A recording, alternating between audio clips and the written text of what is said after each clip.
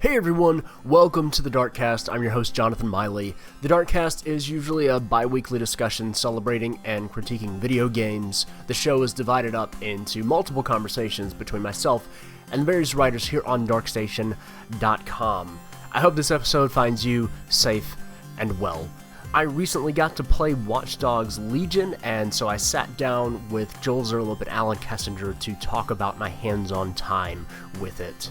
This is part 2 of our discussion because there's a 20-minute time limit on video game footage that I can share in one video, so we split our conversation into 2 to kind of provide as much video coverage as I could. I hope you enjoy this episode, and I hope you enjoy the footage of Watch Dogs Legion that you get to see. If you want to find out more information about the game, including links to the other part, as well as my written preview and an interview that I got to do with one of the producers on the game, then check out the show notes for this episode below.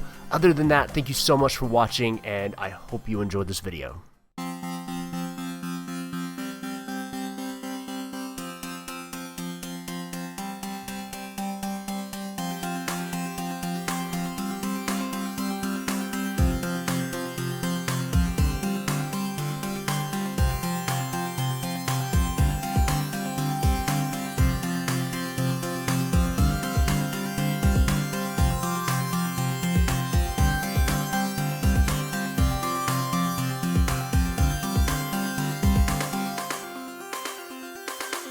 Were you able to tell, I'm assuming there's like an overall story, and that story is probably take down Albion or whatever, but do you get, because I don't know, it seems to me that you could spend more time just working with the people that you're collecting, like Pokemon. I spent more time doing the missions for the people rather than the story stuff. I think there were 3 story missions that I played in the game, and they were fun. They were good. They were kind of more classic Watch Dogs kind of fares, but yeah, you could spend a whole lot of time just collecting these people. And as of right now, the cap is 40. That's how many people you can have in your roster at one time.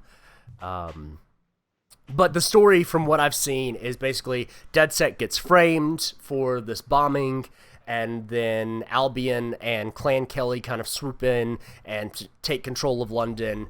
And there was a cutscene that showed more about Albion's kind of ultimate goal, which is some kind of like super crazy drone fleet.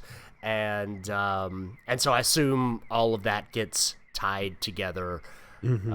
But I don't know. It, in a lot of ways, it kind of seems like the driving force are the people of the city, and befriending them and getting them to join your cause. One of the things you can do to get people to more easily join DedSec is actually liberate boroughs. There's 7 boroughs in the city, and you have a checklist of things to do where you deface Albion propaganda, and you liberate workers, or you do kind of classic liberate a city sort of game mechanics. And then once you've done those, then you have a mission that will liberate the borough. And once the borough is defiant, then everybody in that borough's opinion of DedSec will go up, and the Albion presence will decrease. So it'll actually make it easier to then recruit more people to your group.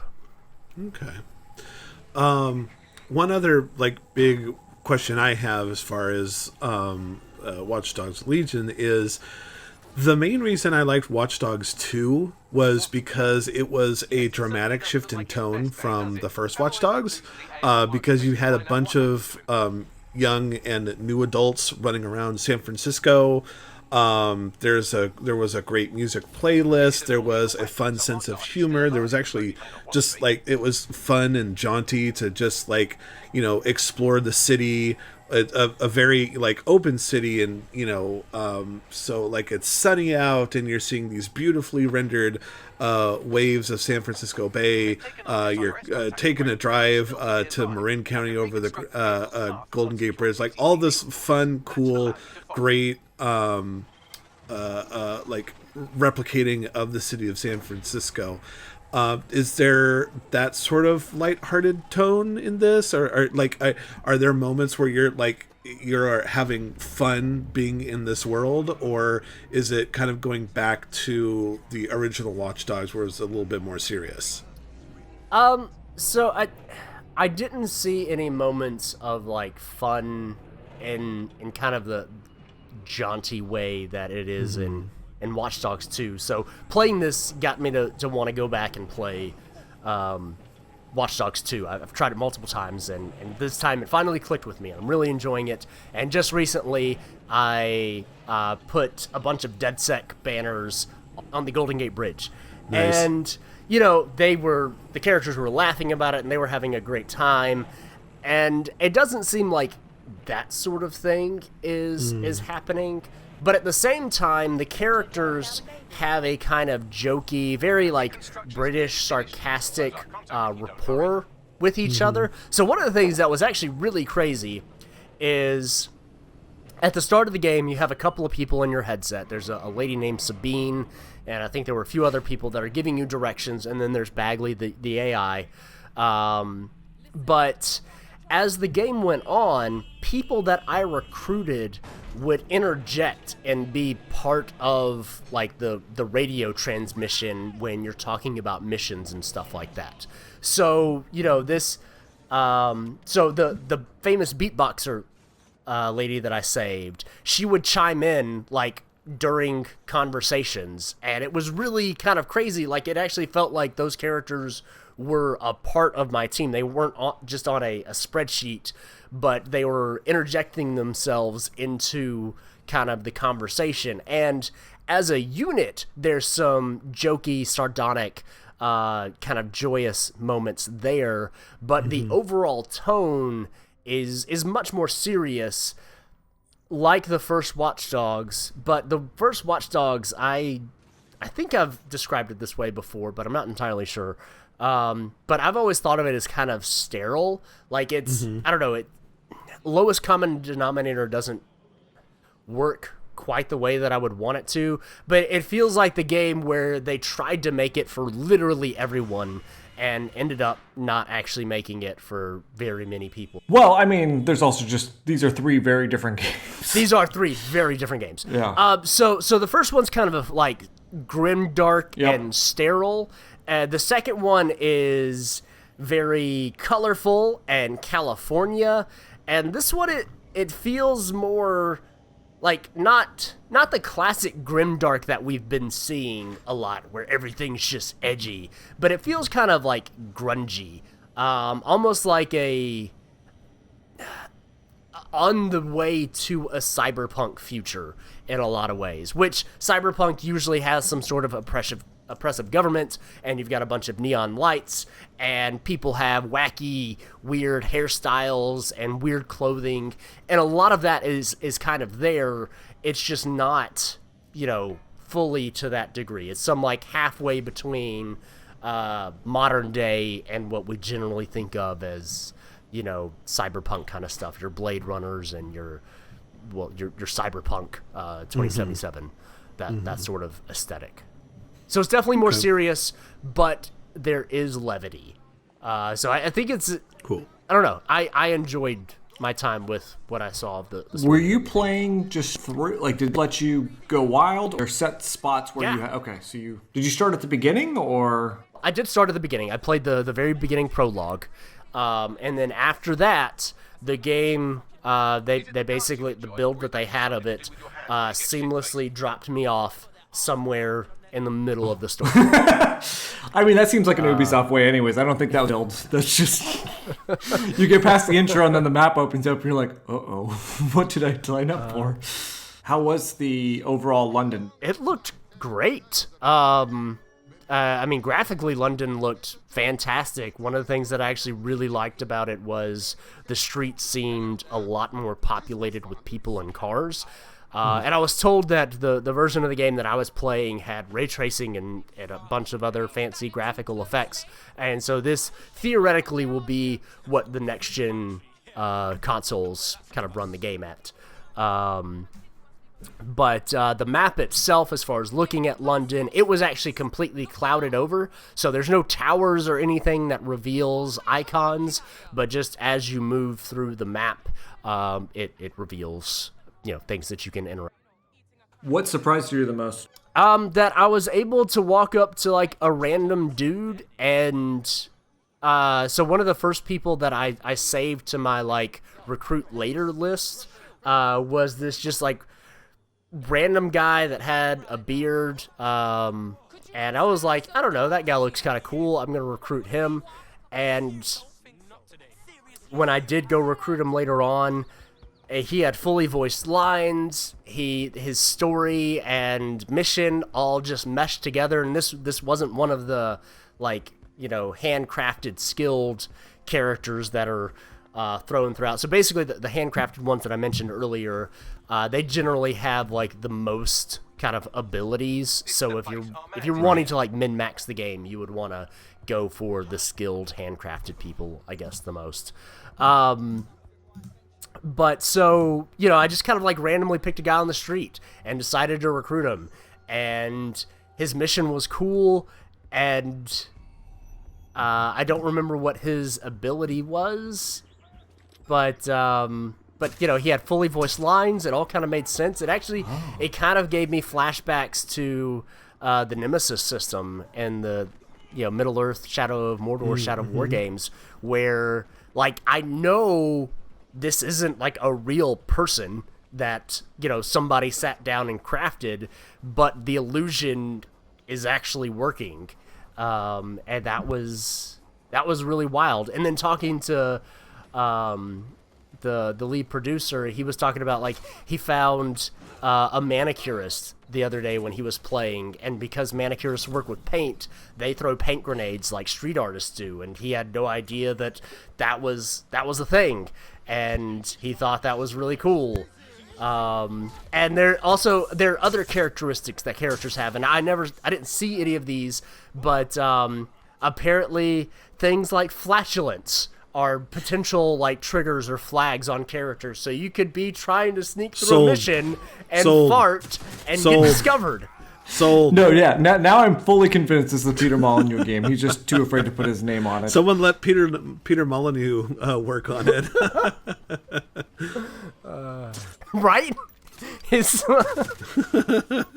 Clint Hawking is secretly Peter Molyneux. Yeah. Passing on. I feel like if he puts his name on it, the game never comes out. So no, see, at the end, when the game ships, that's when he pulls off the mask and it's like, "Is this me all along?" I take it they didn't give you any indication on time frame for this game. No, when I asked, he said more information will be revealed at the Ubisoft Forward event on Sunday, which that will have just finished by the time this airs. So hopefully in the future we now know. We shall know by the time you're listening to this. How was the driving? Because actually driving was kind of always a little floaty, if I remember Watch Dogs correctly.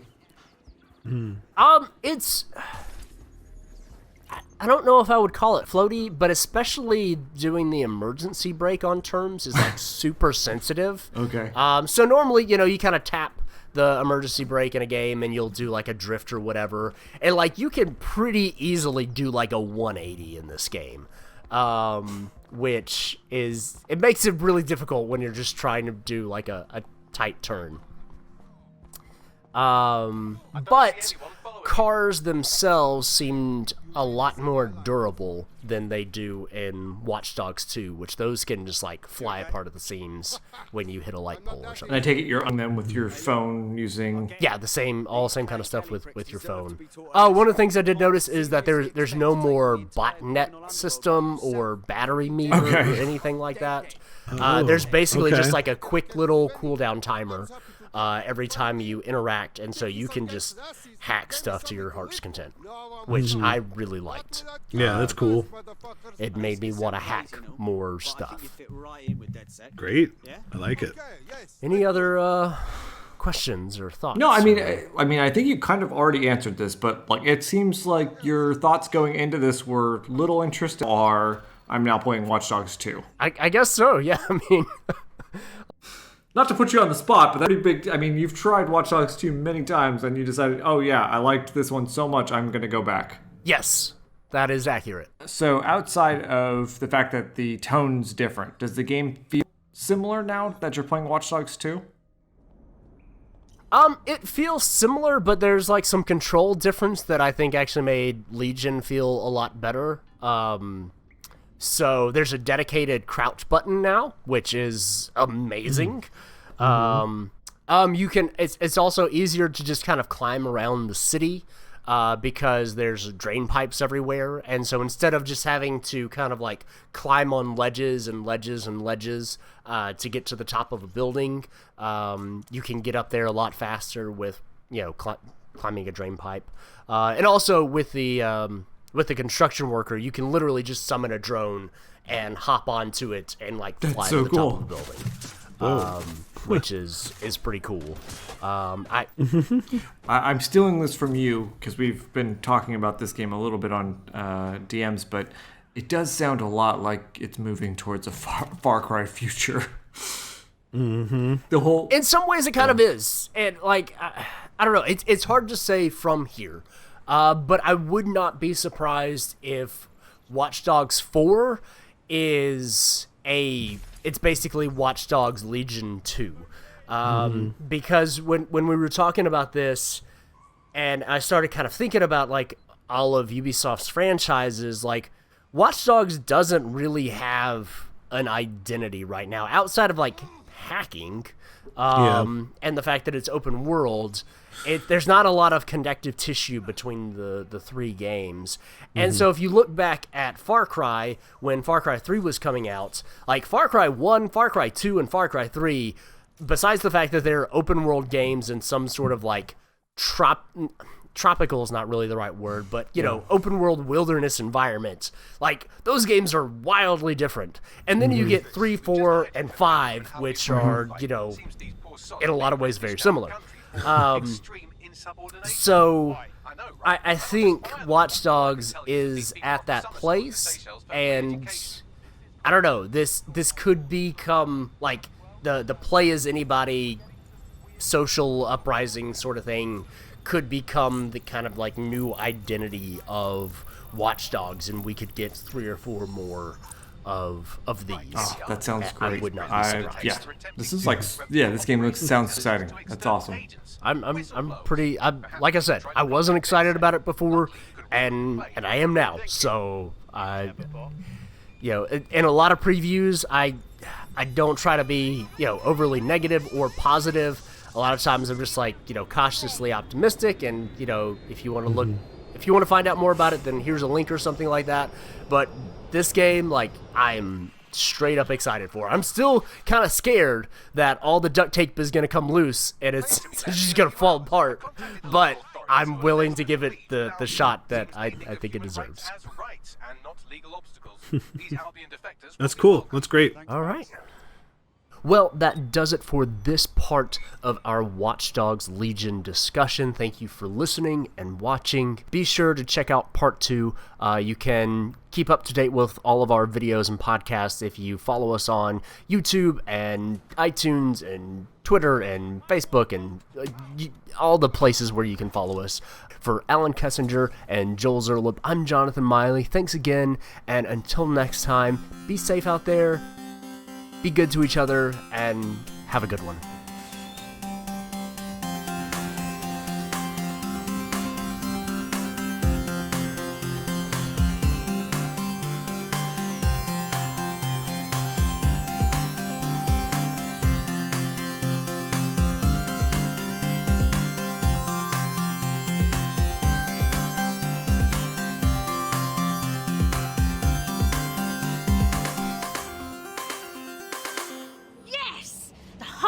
I saw that. Welcome to the Resistance Party. Add this to everything else you've done in Southwark. The people are going to back you, DedSec. And so am I. You can pull on me if you think I can be of help. Anytime. Cheers. Don't lose our number. We might need you to rise to the occasion one day.